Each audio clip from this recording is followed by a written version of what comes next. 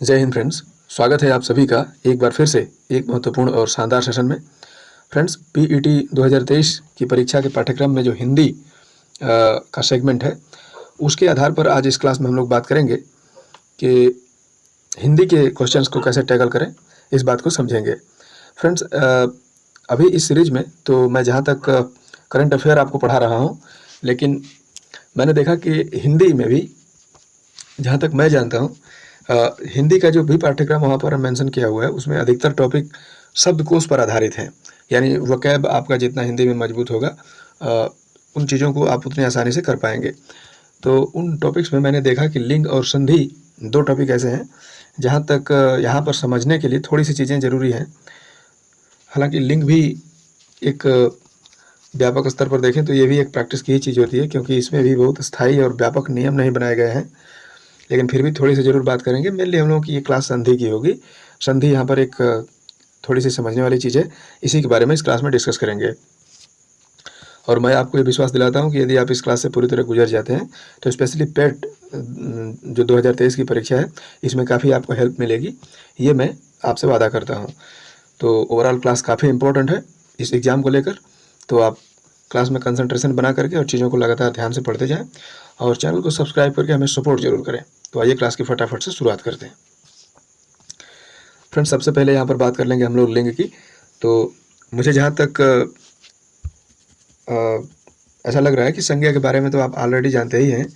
संज्ञा से हमारा तात्पर्य मोटे तौर पर होता है कि किसी व्यक्ति, वस्तु या स्थान, गुण, अवस्था इत्यादि के नाम को संज्ञा कहते हैं। बहुत छोटी उम्र से हम लोग पढ़ते आ रहे हैं। या एक तरह से ये भी बोल सकते हैं कि दुनिया के किसी भी नाम को संज्ञा कहा जा सकता है। नाम बराबर होता है संज्ञा के। संज्ञा की 3 कोटियाँ होती हैं। कोटियों से यहाँ हमारा तात्पर्य है आधार से, ठीक है। लिंग, वचन और कारक। तो इन तीनों में से लिंग के बारे में आज हम लोग पढ़ेंगे। लिंग से हमारा तात्पर्य होता है, देखिए, वास्तव में जो लिंग है ना, वो संस्कृत का शब्द है जिसका अर्थ होता है चिन्ह या पहचान, ठीक है। शब्द, ऐसा शब्द, लिंग एक ऐसा शब्द है जिसके माध्यम से किसी व्यक्ति या वस्तु के स्त्री अथवा पुरुष होने का पता चल जाता है। अब इसको समझेंगे। जैसे मान लीजिए मैंने अभी कह दिया सुनीता, मैंने एक आपके सामने नाम ले लिया सुनीता। अब जैसे सुनीता को आपने सुना तो एक मन में थोड़ा सा अर्थ जरूर चला गया कि ये किसी लड़की के नाम के बारे में बात हो रही है, यानी एक स्त्रीत्व का अर्थ आपके माइंड में चला गया। तो इसलिए सुनीता यहाँ पर स्त्रीत्व का बोध करा रही है, यानी स्त्रीलिंग है। और वहीं पर अगर मैंने कह दिया मुकेश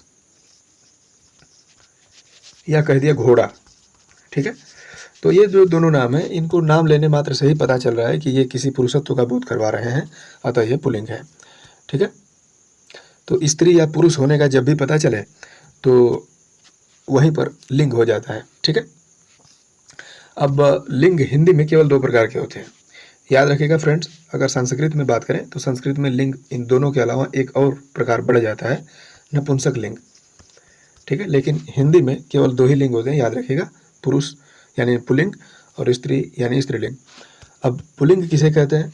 तो सिंपल सी बात है, ऐसा शब्द जिससे यथार्थ अथवा वास्तव में या कल्पित रूप में पुरुषत्व का बोध होता है, उसको पुल्लिंग, और जहाँ पर स्त्रीत्व का बोध होता है वहाँ पर स्त्रीलिंग।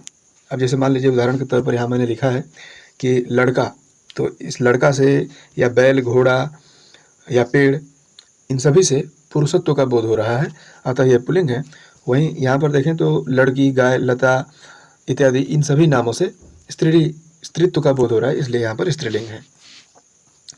अब सबसे जरूरी बात है कि शब्दों में स्त्रीलिंग एवं पुल्लिंग की पहचान कैसे की जाए। तो फ्रेंड, मैं आपको बता दूं कि सामान्यतः भाषा के शब्द व्यवहार से ही लिंग के ज्ञान का पता चल पाता है। जहाँ तक सजीवों की बात होती है तो वहाँ पर काफ़ी हद तक निर्धारण आसान हो जाता है या हो जाता है, परंतु जो निर्जीव चीज़ें होती हैं वहाँ पर लिंग निर्धारण में बहुत कठिनाई होती है, खासतौर से हिंदी में। और ये ऐसा इसलिए क्योंकि अभी तक इसका कोई निश्चित अथवा व्यापक नियम बन नहीं पाया है जिसके माध्यम से हम लोग त्वरित रूप से इसको निर्धारित कर सकें। तो याद रखिएगा। और मैं यहाँ पर लिंग पहचान की बात जहाँ तक बता दूँ, तो जो भी शब्द आपके सामने लिंग पहचान के लिए रखे जाएंगे तो उनको आप तुरंत अपनी भाषा में, अपने शब्द व्यवहार में प्रयोग करें। जैसे मान लीजिए मैंने अभी कह दिया कि रमेश, तो रमेश को एक शब्द वाक्य में रखें और प्रयोग करें।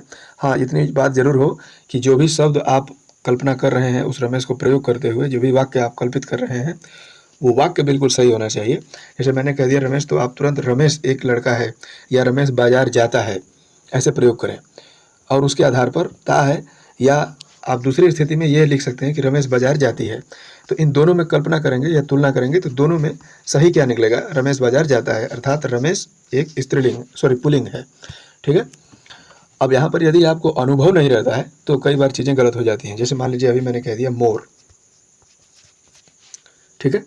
तो अब मोर के शब्द को जब हम लोग अपने वाक्य में प्रयोग करेंगे, जैसे मोर नाचने लगा। ठीक है। तो यहाँ पर अनुभव की बात है। जिन मित्रों को कम अनुभव है वो कई बार ये भी सोच सकते हैं कि मोर नाचने लगी, और ये वाक्य भी उनको सही लग सकता है, लेकिन वास्तव में ये वाक्य गलत है। ठीक है। मोर नाचने लगा, तो मोर यहाँ पर पुल्लिंग होता है, और मोरनी नाचने लगी तो ये यहाँ पर स्त्रीलिंग होता है। तो इन बातों का ध्यान रखें, जब भी आपके सामने कोई भी शब्द आए तो उसको तुरंत अपने शब्द व्यवहार में वाक्य में प्रयोग करें, और उसके आधार पर जो भी लिंग निर्धारण हो पाता है वही कुछ हद तक सही माना जाता है। आगे बढ़ते हैं। ये बात मैंने आपको बता दी कि संस्कृत में पुल्लिंग व नपुंसक लिंग के जो भी शब्द होते हैं वो हिंदी में पुल्लिंग के रूप में ही प्रयुक्त होते हैं। जैसे तन, मन, धन, देश, जगत इत्यादि, ये सभी जो शब्द हैं वो पुल्लिंग के माने जाते हैं। कुछ और मैं नाम बता देता हूँ। महीनों, दिनों, ग्रहों, पर्वतों इत्यादि के नाम प्रायः पुल्लिंग होते हैं। चैत्र, सोमवार, हिमालय, राहु, केतु इत्यादि, ये सभी जो भी नाम हैं वो सब पुल्लिंग माने जाते हैं। कुछ और द्रव्यवाचक जो पदार्थ होते हैं वो भी प्रायः पुल्लिंग ही माने जाते हैं। जैसे पानी, मक्खन, हीरा, बालू, लोहा इत्यादि, ये सभी क्या है, पुल्लिंग है। ठीक है। नदियों, तिथियों व नक्षत्रों के नाम भी स्त्रीलिंग में माने जाते हैं। जैसे गंगा, यमुना, प्रथमा, पंचमा, चित्रा, रोहिणी इत्यादि, ये सभी स्त्रीलिंग में आती हैं। तो इन बातों को ध्यान रखिए। देखिए, जो भी यहाँ पर मैंने ये नियम आपको बताया कि दिनों, ग्रहों, पर्वतों के नाम, द्रव्यवाचक पदार्थों के नाम, और नदियों, तिथियों, नक्षत्रों के नाम, इन सभी में भी प्राथमिक तौर पर आप उन्हीं शब्द व्यवहार या वाक्य प्रयोग को ला करके चीज़ों को जरूर निर्धारित करें, क्योंकि कई बार अगर गहनता से चीज़ों को बड़े ध्यान से देखा जाए तो ये नियम मतलब एक्सेप्शन की ओर भी चले जाते हैं। सबसे पुख्ता नियम यही है कि वाक्य में प्रयोग करके चीज़ों को आप निर्धारित आसानी से कर सकते हैं। ठीक है। कुछ प्राणीवाचक शब्द जो होते हैं ना वो पुरुष और स्त्री दोनों का बोध करवाते हैं। तो यहाँ पर देखिए, वाक्य व्यवहार और शब्द के प्रयोग के आधार पर ही हम लिंग को निश्चित करते हैं। जैसे मान लीजिए अभी बोल दिया गया चीता, कौवा, तोता, खटमल इत्यादि, इन सभी वाक्यों को कहने पर या शब्दों को कहने पर जो है कि कोई लिंग निर्धारित नहीं होता है। तो इन शब्दों के आगे ना लिंग निर्धारण जब हो जाता है तो प्रायः नर अथवा मादा लगा करके प्रदर्शन किया जाता है। जैसे चीता की बात करें तो मादा चीता, नर चीता। ठीक है। मादा कौवा, नर कौवा, तो ये सारी बातें ऐसे की जाती हैं। जैसे मान लीजिए हाथी, हालांकि हाथी सामान्य तौर पर ये पुल्लिंग माना जाता है क्योंकि इसका स्त्रीलिंग हथिनी चलता है, लेकिन कई बार नर हाथी, मादा हाथी भी लिखा जाता है। तो ये भी बात ध्यान रखिएगा। तो ये थी हम लोगों की लिंग से संबंधित चर्चा। आगे बढ़ते हैं। मैंने जैसा कि आपको बताया था कि ये क्लास मेनली संधि की है, तो संधि के बारे में समझते हैं। देखिए फ्रेंड्स, संधि से हमारा तात्पर्य होता है जोड़ना, योग करना या मिलाना। ठीक है। जब दो वर्णों अथवा अक्षरों के मेल से जो परिवर्तन उत्पन्न होता है या विकार उत्पन्न होता है तो उसी को संधि कहा जाता है। ठीक है। संधि में पहले शब्द का अंतिम वर्ण तथा अंतिम शब्द का प्रथम वर्णों का मेल होता है। याद रखिए, संधि और समास, इन दो चीज़ों को याद रखिएगा। संधि में अक्षरों का मेल होता है और समास में शब्दों का मेल होता है। तो ये बात ध्यान रखिएगा। अब आगे देखिए, संधि में जो पहला, मैंने दो शब्द सामने आते हैं, उनमें से जो पहला शब्द होता है उसका जो अंतिम वर्ण है वो, और जो दूसरा शब्द है उसका प्रथम वर्ण है वो, दोनों आपस में मिलकर एक तीसरा रूप धारण करते हैं। तो इस तीसरे रूप को ही संधि कहते हैं। तथा जब आपको दो अलग अलग शब्द दे दिए जाएं और विकार पूछा जाए तो इस स्थिति में इस प्रक्रिया को संधि कहेंगे। और जब आपके सामने पहले विकार ही दे दिया जाए, यानी परिवर्तित रूप दे दिया जाए, और ये पूछा जाए कि ये किन दो शब्दों के मिलने से ये विकार उत्पन्न हुआ है, तो ऐसे में इस प्रक्रिया को संधि विच्छेद कहते हैं। विच्छेद का मतलब होता है अलग अलग, संधि और संधि विच्छेद ये दोनों एक दूसरे के विपरीत हैं। ठीक है, यहाँ पर मैंने लिखा भी है कि वर्णों को पुनः मूल अवस्था में लाने की प्रक्रिया को संधि विच्छेद कहा जाता है। उदाहरण के तौर पर समझ लेते हैं। जैसे मान लीजिए कि हम दो शब्द ले लेते हैं, विद्या धन आलय। उसमें जो विद्या में अंतिम अक्षर जो आ है और इस दूसरे शब्द का पहला अक्षर भी आ है, इन दोनों को मिला दिए तो आ बन गया। इन दोनों अक्षरों के जगह पे एक अक्षर आ गई, वही मात्रा के रूप में, और विद्यालय मिल करके ये दो शब्द मिल करके एक नए शब्द विद्यालय बन जाते हैं। ठीक है, विद्या का अर्थ होता है शिक्षा बोल सकते हैं, और आलय का मतलब होता है घर, और ऐसा घर जहाँ पर शिक्षा प्रदान की जाती है उसको विद्यालय कहा जाता है। ठीक है, तो समझ सकते हैं। अब संधि के कितने प्रकार होते हैं इन बात को समझ लेते हैं। संधियों के भी कई प्रकार हैं। मोटे तौर पर यदि देखा जाए तो संधि के तीन भेद हैं, स्वर संधि, व्यंजन संधि और विसर्ग संधि।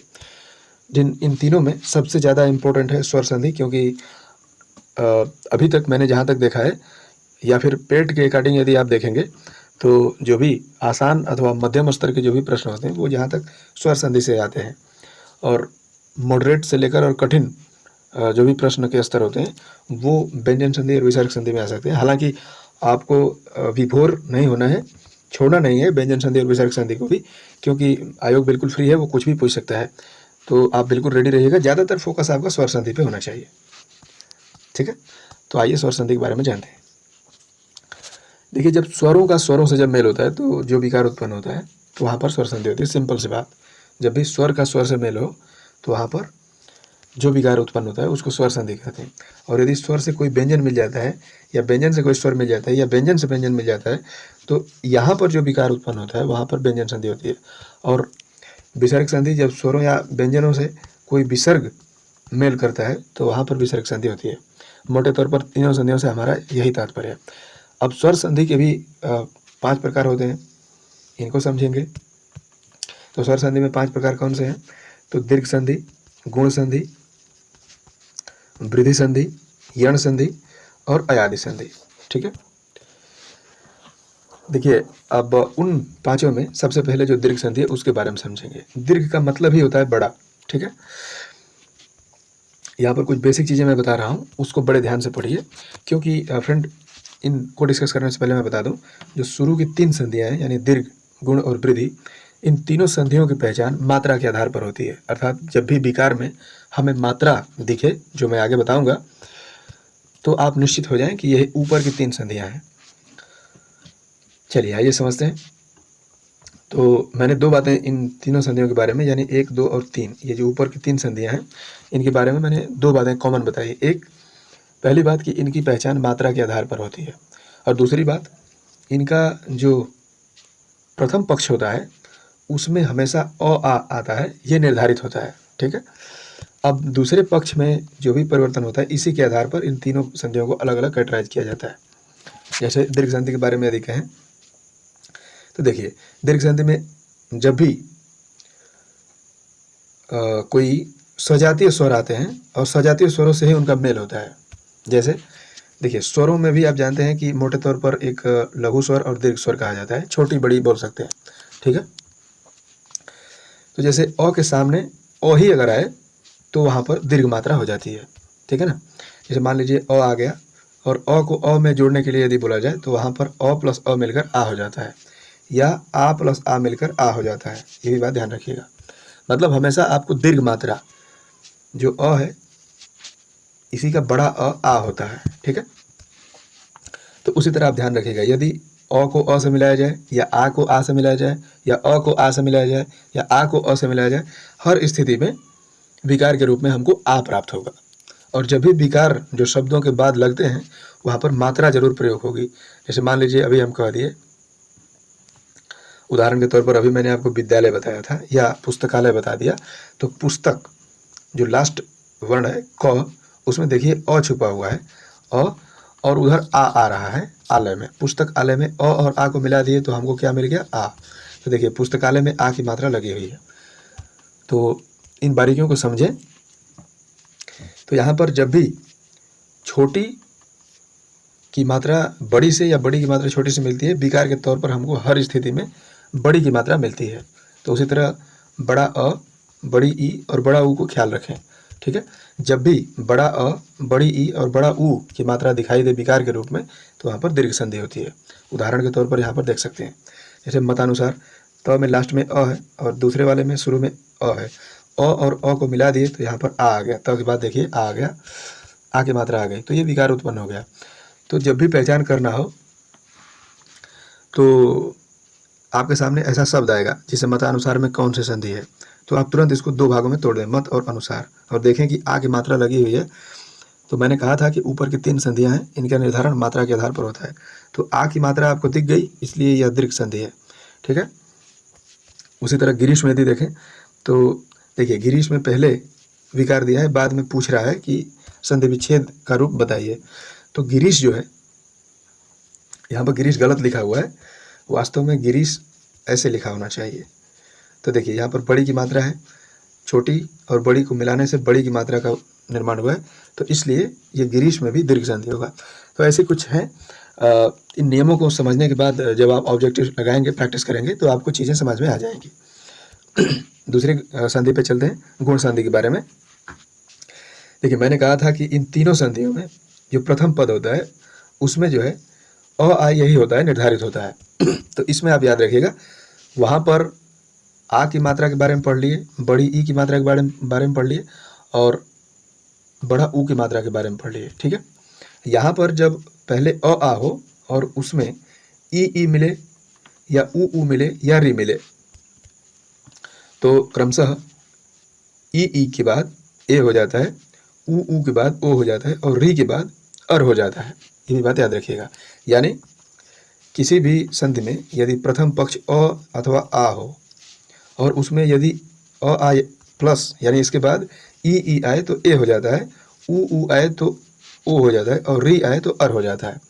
अब देखिए जब भी शब्द में विकार आते हैं तो वहाँ पर ए ओ अथवा अर नहीं, बल्कि यहाँ मात्राएं दिखती हैं, मात्राएं दिखाई देती हैं। ये मात्राएं लगती हैं, जैसे ए की मात्रा, ए की मात्रा, और जो जो आसमान वाला जो र होता है इसका प्रयोग किया जाता है। जैसे यहाँ पर एक उदाहरण समझ लेते हैं, जैसे नर धन इंद्र, तो नर में लास्ट में आप देख रहे हैं कि अ लगा हुआ है और वहाँ दूसरा जब शुरू हो रहा है तो वहाँ पर ई लगा हुआ है। मैंने कहा था कि अ या आ हो, उसके बाद यदि ई आए तो ए हो जाता है। तो आप देखिए यहाँ पर ए की मात्रा लगी हुई है, नरेंद्र हो गया। उसी तरह देवर्षि के बारे में एक बार पढ़ लेते हैं।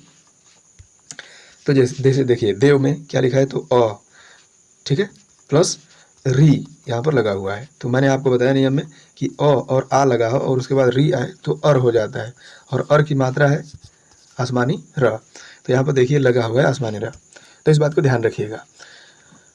तो प्रथम संधि यानी दीर्घ संधि में मैंने बताया कि हमेशा बड़ी की मात्रा सामने आती है, बड़ा अ आ जाता है, बड़ी ई आ जाती है और बड़ा ऊ आ जाता है। ठीक है, और गुण संधि में ए आ जाता है, ओ आ जाता है और आसमानी र आ जाता है। ठीक है, अब वृद्धि संधि की तरफ चलते हैं। वृद्धि संधि में भी जो प्रथम पक्ष होता है उसमें अ आ हमेशा होता है, निर्धारित होता है, याद रखिएगा। और वहाँ पर री तक हम लोग पढ़ लिए थे। अब यहाँ पर री के आगे बढ़ते हैं। तो अ या आ के बाद नियम ये कहता है कि अ या आ के बाद ए अथवा ए आए तो यहाँ पर बड़ा हो जाता है, मतलब हमेशा डबल की मात्रा यहाँ पर आती है। ये भी बात याद रखिए, ऐसे शॉर्ट में आप याद रखें कि वहाँ पर सिंगल मात्राएं आती थी और यहाँ पर डबल मात्राएं आएंगी। तो अ या आ के बाद यदि ए अथवा ए आए तो हमेशा ए हो जाता है, और अ या आ के बाद यदि ओ अथवा औ आए तो हमेशा अ हो जाता है। और याद रखिएगा यहाँ भी मात्राएं ही लगती हैं। जैसे उदाहरण के तौर पर यदि हम समझें तो मत धन ऐक्य, तो जो मत में त में अ लगा हुआ है अ, और उसके बाद यहाँ पर ए आ गया, तो आप देख रहे हैं कि मत ऐक्य में अ या आ के बाद यदि ए आ जाए तो हमेशा ए हो जाता है। ठीक है, तो देखिए यहाँ पर ए लगा हुआ है, तो इस तरह मत ऐक्य हो गया। उसी तरह जैसे मान लीजिए लास्ट वाला उदाहरण समझ लेते हैं, महाधन ओज, तो यहाँ पर आ गया और इसके बाद ओ आ गया। ठीक है, तो ओ या आ के बाद ओ अथवा औ आता है तो औ हो जाता है, ये भी बात याद रखिए। तो यहाँ पर देखिए महौज हो गया है। ठीक है, तो इन बातों को ध्यान रखिए। तो मैंने आपको ऊपर की 3 संधियों के बारे में बताया और 2 बातें बताई कि इनका जो पहला पक्ष होता है वो हमेशा अ अथवा आ होता है। ठीक है, और इनके बाद यदि सजातीय स्वर आ जाते हैं, यानी जो पहला पक्ष है उसी के जाति का दूसरा पक्ष भी आ जाता है तो हमेशा बड़ी की मात्रा प्राप्त हो जाती है। जैसे बड़ा अ हो गया, बड़ा ई हो गया और बड़ा ऊ हो गया। सजातीय से हमारा तात्पर्य क्या है कि यदि अ या आ ये दोनों एक जाति के माने जाते हैं, जिसमें अ लघु होगा और आ दीर्घ होगा, ई या ई ये दोनों एक जाति के माने जाएंगे। यहाँ पर ई जो है वो दीर्घ हो गई और ये वाली ई लघु हो गई। हमारा तात्पर्य सिर्फ इतना ही है। तो यदि अ या आ प्रथम पक्ष हो और इसी जाति का बाद में इसी जाति का कोई स्वर आ जाता है तो वहाँ पर जो विकार उत्पन्न होता है वहाँ पर दीर्घ संधि होती है। जैसे हमेशा बड़ा आ, बड़ी ई और बड़ा ऊ की मात्रा प्राप्त हो। और यदि अ या आ के बाद ई या बड़ी ई आ जाए तो वहाँ पर ए हो जाता है। ऊ या बड़ा ऊ आ जाए तो वहाँ पर ओ हो जाता है। और यदि री आ जाए तो वहाँ पर अर हो जाता है। ठीक है। और यदि अ या आ के बाद ए अथवा ए आए तो ए हो जाता है, ओ अथवा अ आए तो अ हो जाता है। ठीक है। तो याद रखिएगा। दूसरी बात ये बताया था कि मैं जो ऊपर की 3 संधियाँ होती हैं उनमें हमेशा मात्रा का ही प्रयोग होता है और उनकी पहचान भी मात्रा के आधार पर ही होती है। जहाँ पर भी अ अथवा औ की मात्रा दिखे तुरंत वृद्धि संधि लगाइए, और जहाँ पर भी ए, ओ और आसमानी र दिखे वहाँ पर तुरंत गुण संधि लगाइए, और जहाँ पर भी बड़ी की मात्रा दिखे वहाँ पर तुरंत दीर्घ संधि लगाइए। ये इन बातों का सारा कंक्लूजन था। अब बाद की 2 संधियों के बारे में पढ़ते हैं। यहाँ पर यण संधि है। अब मैंने आपको बता दिया था कि जो प्रथम पक्ष होता है वहाँ पर हमेशा अ आ होता है। अब अ आ से आगे बढ़ेंगे, अ आ के बाद ई आता है तो ई से शुरू करके री तक चलेंगे। तो देखिए जब भी अच्छा, इससे पहले एक बात मैं आपको बताऊं, जो बाद की 2 संधियां हैं इनमें एक समानता होती है कि हमेशा प्रथम पक्ष अलग अलग होता है और बाद में हमेशा असमान स्वर आते हैं। ठीक है। जैसे ई ऊ अथवा री के बाद, यानी पहला पक्ष ई हो, ऊ हो या री हो, और इनके बाद कोई असमान स्वर आ जाता है तो वहाँ पर क्रमशः ई का य, ऊ का व और री का र हो जाता है। ठीक है। एक बात याद रखिएगा, इस संधि में जब भी विकार आता है तो इसके पूर्व हमेशा अर्धाक्षर होते हैं, यानी आधे अक्षर आते हैं और वे विकार मात्रा युक्त हो जाते हैं। अब उदाहरण के तौर पर समझते हैं, जैसे अति धन अधिक। ठीक है। तो अति में आप देख रहे हैं कि त में ई की मात्रा लगी हुई है, और मैंने आपको बताया था त में ई की मात्रा लगी हुई है, और इस दूसरे वाले में पहले अ आ गया तो ई के बाद असमान स्वर आ गया, यानी ई की सजातीय स्वर या तो छोटी ई होगा या खुद बड़ी ई होगी, तो इसको सजातीय मानेंगे। तो इन दोनों को छोड़कर ई के बाद इन दोनों को छोड़कर कोई भी असमान स्वर यदि आ जाता है तो ई का य हो जाता है। ठीक है। अब इसको समझते हैं, इंप्लीमेंट कीजिए। देखिए अति में ई आ गया प्लस असमान स्वर अ आ गया, तो अब देखिए जो ये त पर ई की मात्रा लगी हुई थी वो हट गई, और जब मात्रा हटा देते हैं तो अक्षर हमेशा आधे हो जाते हैं। तो यहाँ पर देखिए अर्धाक्षर आ गया और अत्यधिक बन गया। ठीक है। जो ये विकार है वो य आ गया। ठीक है। मैंने यहाँ पर नोट में आपको यही बात बताई थी कि जब भी संधि में विकार आते हैं तो विकार के पूर्व अर्धाक्षर आते हैं। देखिए विकार जो य बना है उसके पहले आधाक्षर आया और विकार मात्रा युक्त हो जाते हैं। यहाँ पर य जो है वो इसमें हलंत लगा हुआ था, यानी मात्रा विहीन था, लेकिन ये जो अ लास्ट में आया है ये जब य में आ गया तो ये पूरा य बन गया। इस बात को भी ध्यान दीजिए। एक और उदाहरण समझ लेते हैं, भूधन आदि को यदि देखें तो भू में बड़ा ऊ लगा हुआ है। ठीक है। और बड़ा ऊ के बाद यदि कोई असमान स्वर आ जाए तो यहाँ पर देख रहे हैं कि आ रहा है, तो बड़ा ऊ और आ मिल गया तो वहाँ पर व हो गया। ठीक है। और देखिए पहले यहाँ पर भू था, जब स्वर हटा दिए तो आधा हो गया। ठीक है।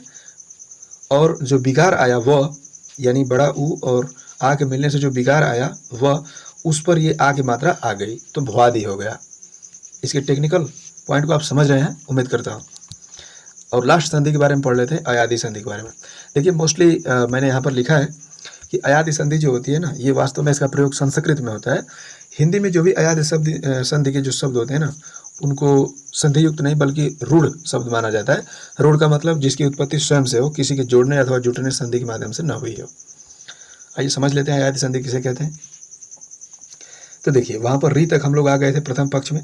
अब री के बाद ए ऐ ओ औ। ठीक है। री के बाद ए ऐ ओ औ यदि आए और उसके बाद कोई असमान स्वर आ जाता है तो क्रमशः ए का ऐ का आय, ओ का औ और औ का आव हो जाता है। ठीक है। अय आय अव आव हो जाता है। कैसे? एक बार और मैं बता देता हूँ। हमने आपको यण संधि में बताया कि यदि ई ई उ उ या री के बाद कोई असमान स्वर आए तो क्रमशः ई का य, उ का व और री का र हो जाता है। ठीक है। अब री के बाद यदि प्रथम पक्ष में ए, ऐ, ओ, औ में से कोई आ जाए और इनके बाद कोई असमान स्वर आ जाए तो क्रमशः ए का ऐ का आय, ओ का औ और औ का आ हो जाता है। अब उदाहरण के तौर पर समझेंगे। जैसे चलिए ने धन अन को ले लेते हैं। तो ने में आप देख रहे हैं कि ए आ गया है। ठीक है। और कोई असमान स्वर अ आ गया तो अब यहाँ पर जो विकार होगा वो य अय हो जाएगा। ठीक है। ए का अय आय होता है और ओ औ का औ आव होता है। ये भी बात ध्यान रखिएगा। तो आप देख रहे हैं कि ने में से ए की मात्रा हट गई तो न हो गया और विकार आ गया अय। ठीक है। तो न में अय मिला दिए तो पूरा न बन गया, यह पूरा ही है और नयन हो गया। ठीक है। तो इसका जो क्राइटेरिया होता है ना वो काफ़ी निश्चित होता है। 2 4 10 शब्दों का प्रैक्टिस आप कर लेंगे तो बिल्कुल निश्चित हो जाएंगे। अब एक और लास्ट वाला उदाहरण समझ लेते हैं। जैसे मान लीजिए नौ यहाँ पर आ गया, औ की मात्रा आ गई और असमान स्वर ई आ गया तो औ प्लस ई को मिला दिए तो यहाँ पर आव हो गया। ठीक है। तो देखिए यहाँ पर नाविक, नाव, आव, आव हो रहा है ना। तो जब भी अय आय अव आव आ जाए तो वहाँ पर समझ लीजिए कि वृद्धि संधि है, सॉरी अयादि संधि है। ये बात याद रखिएगा। ठीक है। तो ये थी हम लोगों के स्वर की 5 संधियाँ: दीर्घ संधि, गुण संधि, वृद्धि संधि, यण संधि और अयादि संधि। इस पीईटी की जो परीक्षा आयोजित की जानी है मोटे तौर पर यहीं से ज़्यादा क्वेश्चन पूछे जाते हैं। तो ये पीडीएफ मैं आपको टेलीग्राम पे प्रोवाइड कर दूंगा। आप चीज़ों को ध्यान से और 2-3 बार प्रैक्टिस जरूर कर लें और अधिक से अधिक क्वेश्चन लगाने की कोशिश करें, क्योंकि प्रैक्टिस से ही मतलब जो बात होती है वो परफेक्टली हो पाती है। ठीक है। अब व्यंजन संधि के बारे में जानेंगे। देखिए व्यंजन संधि का कोई निश्चित नियम नहीं है, बहुत सारे नियम यहाँ पर पढ़ने होते हैं। कुछ मेन जो नियम होते हैं उनको मैंने यहाँ पर मेंशन किया हुआ है। जैसे व्यंजन संधि सबसे पहले किसे कहते हैं? तो जब भी स्वर में कोई व्यंजन हो या व्यंजन में कोई स्वर हो या व्यंजन में व्यंजन के मिलने से जब विकार उत्पन्न होता है तो वहाँ पर व्यंजन संधि होती है। ठीक है। अब व्यंजन संधि को पढ़ने से पहले वर्गीय व्यंजन के बारे में जान लेना आवश्यक है, क्योंकि थोड़ा सा ज्ञान आपको वर्णमाला वाले चैप्टर का भी होना चाहिए। आप जानते हैं कि क से लेकर और म तक जो ये 25 अक्षर होते हैं इनको वर्गीय व्यंजन भी कहा जाता है। वर्गीय व्यंजन क्यों? क्योंकि हिंदी में जो वर्णमाला होती है उसमें 5 वर्ग होते हैं और प्रत्येक वर्ग में 5 अक्षरों को सम्मिलित किया जाता है। तो 5 वर्ग और प्रत्येक में 5 अक्षर, तो इस तरह कुल 25 अक्षर हो जाते हैं। तो शुरू के 25 अक्षरों को वर्गीय व्यंजन भी कहा जाता है, क्योंकि इनको वर्गों में कैटेगराइज किया गया है और इनको स्पर्श व्यंजन भी कहा जाता है। कौन कौन से 5 वर्ग होते हैं इसको समझ लेते हैं। तो जो भी मैंने 5-5 के समूह बताए उस ये वर्ग का जो पहला अक्षर होता है ये उस वर्ग के नाम को भी निर्धारित करता है। जैसे क से लेकर और आगे के 5 अक्षर तक क वर्ग कहा जाएगा। 5 के बाद छठवें अक्षर के रूप में च आएगा और च से लेकर आगे के 5 अक्षर जो भी है तो इसको च वर्ग कहा जाएगा। ठीक है। तो उसी तरह क वर्ग, च वर्ग, ट वर्ग, त वर्ग और प वर्ग, ऐसे 5 वर्ग होते हैं। ठीक है। तो ये वर्ग की बात हम लोगों ने समझ लिया। अब आते हैं संधि के बारे में। तो संधि में व्यंजन संधि में पहला नियम जो होता है, यदि देखिए किसी भी वर्ग का यदि पहला अक्षर हो और उससे उसी वर्ग का तीसरा अथवा चौथा अक्षर मिल जाए या कोई स्वर मिल जाए या अंतःस्थ व्यंजन मिल जाते हैं। य, र, ल, व को अंतःस्थ व्यंजन कहा जाता है। तो ध्यान दीजिए, बस मोटे तौर पर एक बार थोड़ा सा कंसंट्रेट करके चीज़ों को समझ लीजिए, फिर आसान हो जाएगा। यदि किसी वर्ग का पहला अक्षर हो और उसी वर्ग का तीसरा अथवा चौथा अक्षर मिले या कोई स्वर मिलाया जाए या कोई अंतःस्थ व्यंजन मिलाया जाए तो वो उसी वर्ग का विकार के रूप में हमको तीसरा अक्षर प्राप्त हो जाता है। जैसे दिक, धन, गज, तो यहाँ पर क जो है वो क वर्ग का पहला अक्षर है। ठीक है। और इसी वर्ग का तीसरा अक्षर है ग। ध्यान से आप देखिए, क, ख और ग। क पहला अक्षर हो गया और ग तीसरा। तो क को यदि ग से मिला दिया जाए तो यहाँ पर जो विकार के रूप में है वो हमको जो तीसरा अक्षर है वो मिल गया। ठीक है। नियम भी यही कहता है कि यदि पहला को तीसरा से मिलाएं तो विकार के रूप में हमको तीसरा अक्षर ही प्राप्त होता है। जैसे अच और आदि को देख लें तो यहाँ पर पहला अक्षर है च, ये च वर्ग का पहला अक्षर च है और इसको किसी स्वर से मिलाया जा रहा है, आ गया, ठीक है। तो विकार के रूप में हमको तीसरा अक्षर मिल गया आजादी, ज जो है वो उसी वर्ग का तीसरा अक्षर है। तो ये नियम कहता है, ध्यान रखिएगा। अगला दूसरा नियम है, किसी वर्ग का यदि पहला अथवा तीसरा अक्षर से पांचवा अक्षर मिलाया जाता है, ठीक है, तो विकार के रूप में हमको पांचवा अक्षर प्राप्त होता है। जैसे उदाहरण के तौर पर देखें तो वाक प्लस मैं, ठीक है।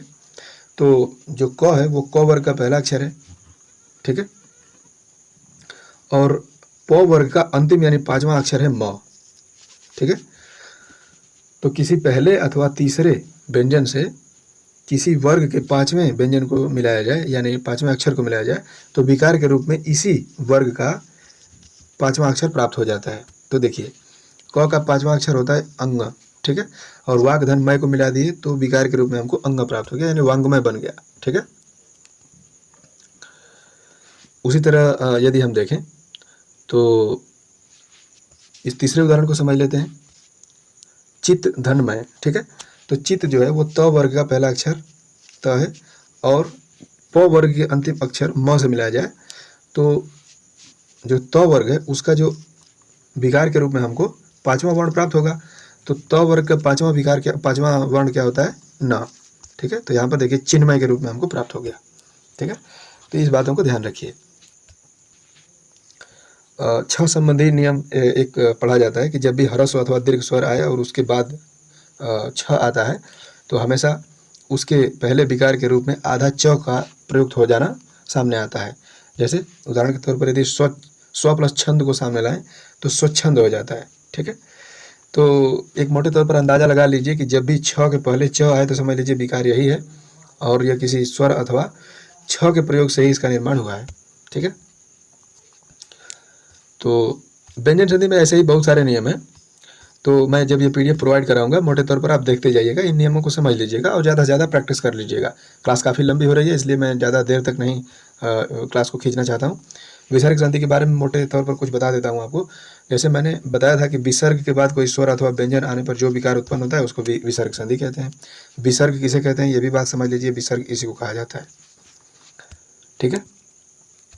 जैसे एक शब्द हम लोग पढ़ते हैं विसर्ग का ओ हो जाना, विसर्ग के अ तथा बाद में अ अथवा कोई स्वघोष, ठीक है, वर्णमाला जब पढ़ेंगे तो वहाँ पर स्वघोष किसे कहा जाता है, तो किसी भी वर्ग का तीसरा चौथा या पांचवा जो वर्ण होता है उसी को स्वघोष वर्ण कहा जाता है।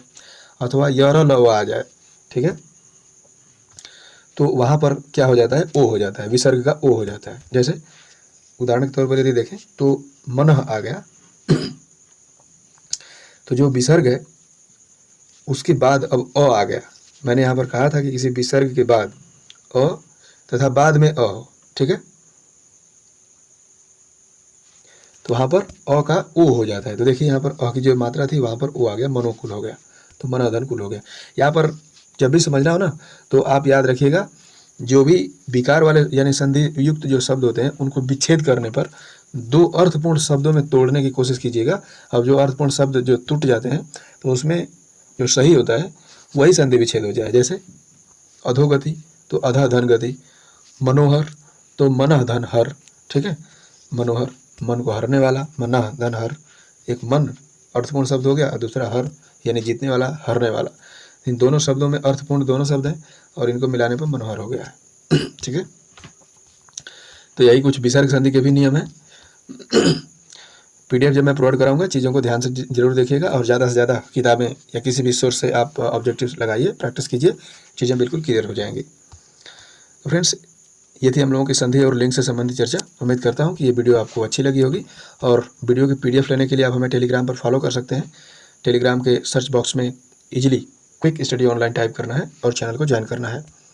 ये कुछ अन्य सोशल मीडिया के प्लेटफॉर्म्स भी है जहाँ पर हमको आप फॉलो कर सकते हैं और वीडियो का फीडबैक आप कमेंट बॉक्स में ज़रूर मेंशन करें। वीडियो अच्छी लगी तो लाइक शेयर भी ज़रूर करें।